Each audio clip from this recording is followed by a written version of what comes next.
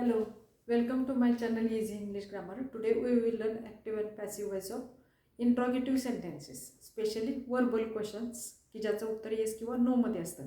Basic जे concepts आहेत म्हणजे ऑब्जेक्टने वाक्याची सुरुवात, त्यानंतर क्रियापदाचं पास्ट पार्टिसिपल, कर्त्याची द्वितीया किंवा ऑब्जेक्टिव्ह केस त्यापूर्वी बाय, हे सर्व काळांना सर्व नियम सारखेच हे माहीत असतील असं समजून आपण वर्बल क्वेश्चनचा पॅसिव्ह वॉइस कसा होतो ते शिकणार आहोत.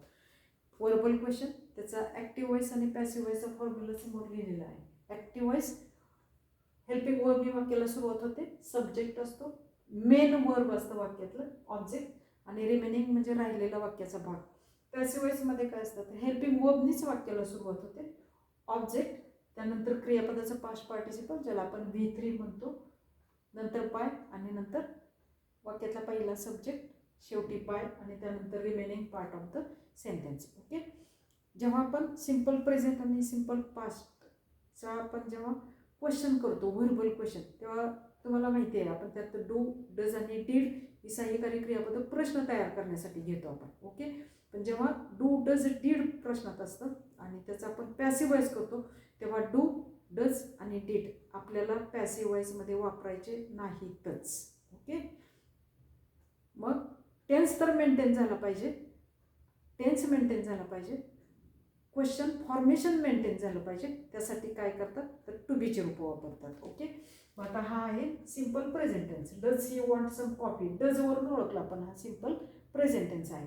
मग सिंपल प्रेझेंट टेन्स आहे म्हणजे इथं आपल्याला टू बीची वर्तमानकाळी रूप वापरायला लागणार. ओके. वॉन्ट काय तर सम कॉफी, हे आपलं काय आहे ऑब्जेक्ट आहे. Some coffee, some coffee. आता ह्याच्यानुसार आपल्याला टू बीचं वर्तमानकाळी रूप वापरायचं आहे. Am is R.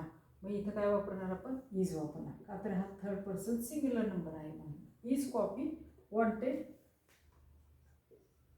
Wanted by her question mark. Question maintain झाला, टू बीचं रूप इथं वापरलं आपण. ओके. कशाप्रमाणे तर ऑब्जेक्टच्या वचनाप्रमाणे, हे लक्षात ठेवायचं.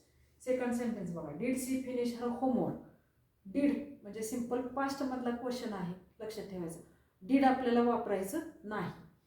मग फिनिश काय तर हर होमवर्क, हर होमवर्क हे काय आहे ऑब्जेक्ट आहे. हर होमवर्क हे ऑब्जेक्ट आहे.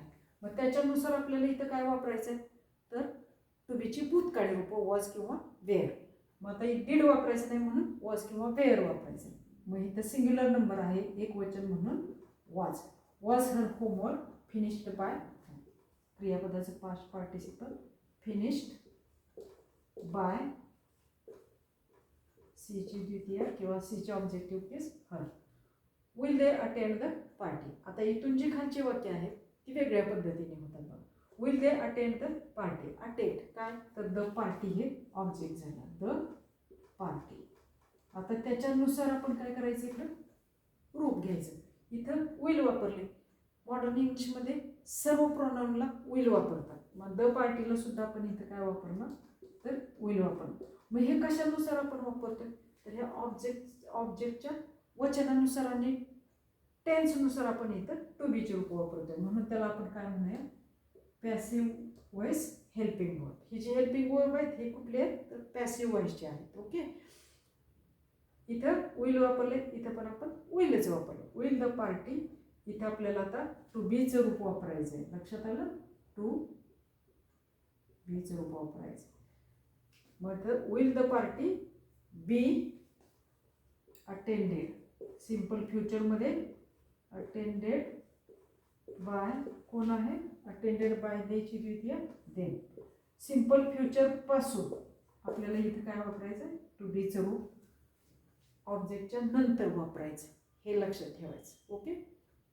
फक्त सिंपल प्रेझेंट आणि simple future simple present simple पास्टमध्ये फक्त आपण सुरुवातीला टू बीची रूप वापरली. ओके. आणि इथून पुढं मात्र आपल्याला ऑब्जेक्ट नंतर टू बीची रूप वापरायचे टेन्स प्रमाणे. हा सिंपल फ्युचर आहे म्हणून आपण इथं बी वापरलं. Okay. Are you studying English right now. Studying what तर इंग्लिश. टेन्स पण तुम्हाला ओळखता आला पाहिजे. इंग्लिश, इंग्लिश काय आहे हा आता आपला ऑब्जेक्ट आहे. इथं आर वापरले.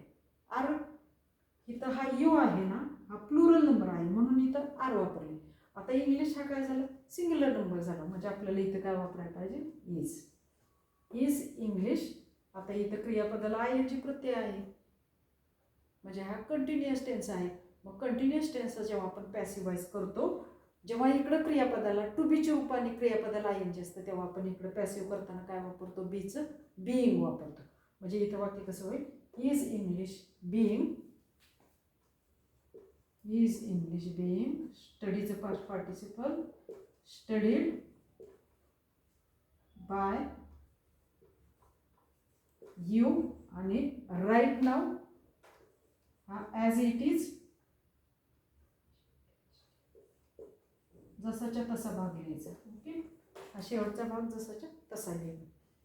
Was he reading a book at that moment. कुठल्या टेन्समधला आहे, कंटिन्युअस पास्टमधला आहे का, तर वॉज आहे क्रियापदाला आय एन जी प्रत्यय आहे. म्हणजे इथं वापरायचं आहे आपल्याला बीइंगच वापरायचं आहे. ओके, फक्त रीडिंग काय, तर अ बुक हे काय झालं आपलं ऑब्जेक्ट झालं. अगोदर ऑब्जेक्ट लिहूया, कारण ऑब्जेक्ट प्रमाणे आपण ठरवतो ना कुठलं सहाय्यकारी क्रियापद तिथं वापरायचं ते हेल्पिंग. मग अ बुक हे सिंग्युलर नंबर आहे म्हणून इथं काय वापरायचं आपण, वॉजच वापरायचं. बुक्स असतं तर काय वापरलं असतं, वेअर वापरलं असतं. म्हणून इथं म्हटले बघा passive voice helping verb. Was a book being. Being का वापरलं, इथं क्रियापदाला आय एन जी प्रत्यय आहे. टू बीच्या रूपाने आय एन जी प्रत्यय आहे म्हणजे तो अपूर्ण काळ आहे. अपूर्ण काळात बीइंग वापरलं होतं. Was a book being read by कोण आहे सब्जेक्ट, सी हर. आणि राहिलेला वाक्याचा भाग जसाच्या तसा, at that moment. At that moment question mark. Okay, passive voice झालं. Have you eaten breakfast eight.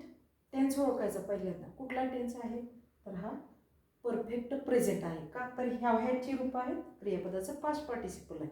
म्हणजे आपल्याला काय करायचं इथं, पहिल्यांदा वाक्यातलं आपण इटन काय, तर ब्रेकफास्ट हे काय झालं आपलं, ब्रेकफास्ट हे काय झालं ऑब्जेक्ट झालं ब्रेकफास्ट. आता त्याच्यानुसार आपल्याला इथं हॅवचं रूप वापरायचं का, तर परफेक्ट टेन्स आहे म्हणून. मग breakfast third person singular number आहे म्हणून आपण इथं हॅज वापरायला पाहिजे. इथं यू आहे प्लुरल नंबर म्हणून इथं हॅव वापरले. हा थर्ड पर्सन सिंग्युलर नंबर झाला म्हणून इथं has. Has breakfast being. Has breakfast क्रियापदाचा इथं परफेक्ट टेन्स आहे म्हणजे कुठलं रूप वापरायचं आपल्याला, बीचं बिन वापरायचं आहे. परफेक्ट टेन्सेसमध्ये आपण कुठलं रूप वापरतो, तर बिन.